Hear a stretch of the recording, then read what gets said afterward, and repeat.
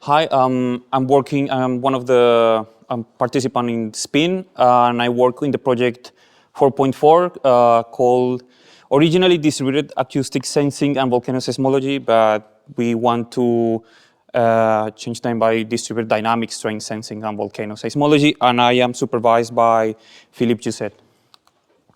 So basically, the objective of my project as general is just to understand nonlinear processes in the ground by using different instruments that are set up in Mount Etna. So here you can see one of the instruments, two of the instruments that are two fiber optic cables. So the black one you see here is the standard telecom cable that has different multiple fibers within. And the blue one is an engineered fiber. And these ones are near the observatory called Pizzi at 2.1 kilometers northeast from the main craters of Mount Etna in Sicily.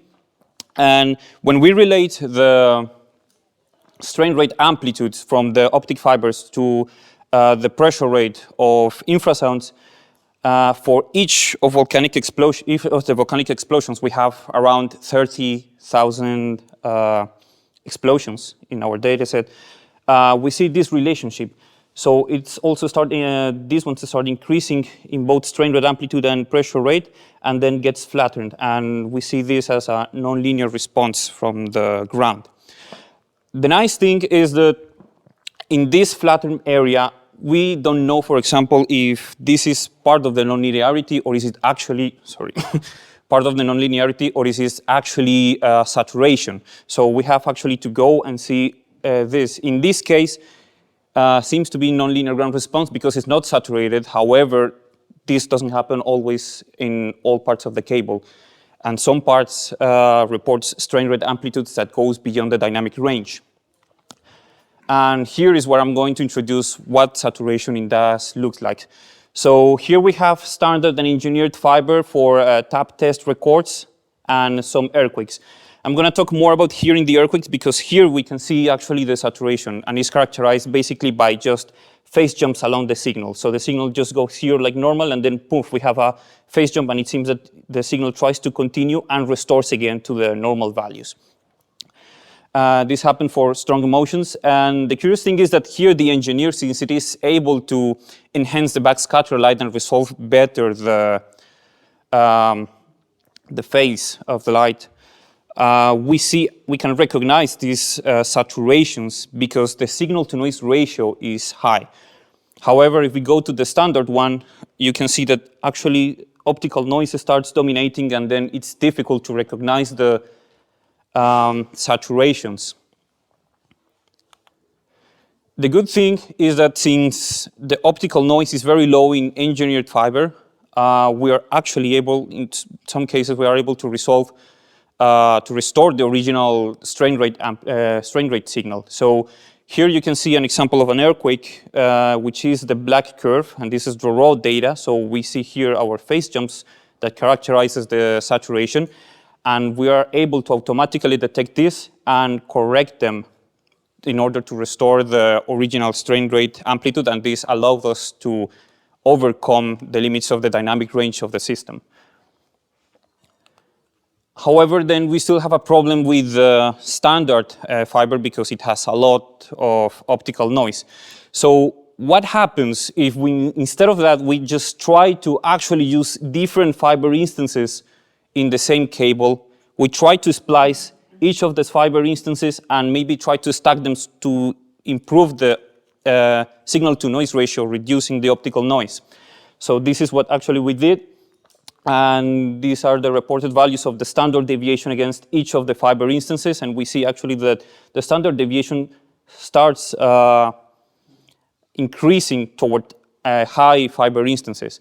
And actually you can see it here. There is a lot of mess, but you see different fiber instances. And for example, you see the fiber instance 1, where the optical noise is still low compared to other higher fiber instances, like for example, fiber 8 or fiber 9. Here you can see also the comparison between the engineered fiber measurements against also the fiber instance 1 of the standard fiber. So by stacking, in this case, we achieve the best stacking by only stacking the 4 fiber instances. And here, for example, you see how we can actually resolve better the wave phases, for example, in features 1 and in features 2. And also we can, this is the raw data, sorry, and this is the stacked one. So we are able actually to now see or follow the wave phases, and actually we can also reduce some of the noise.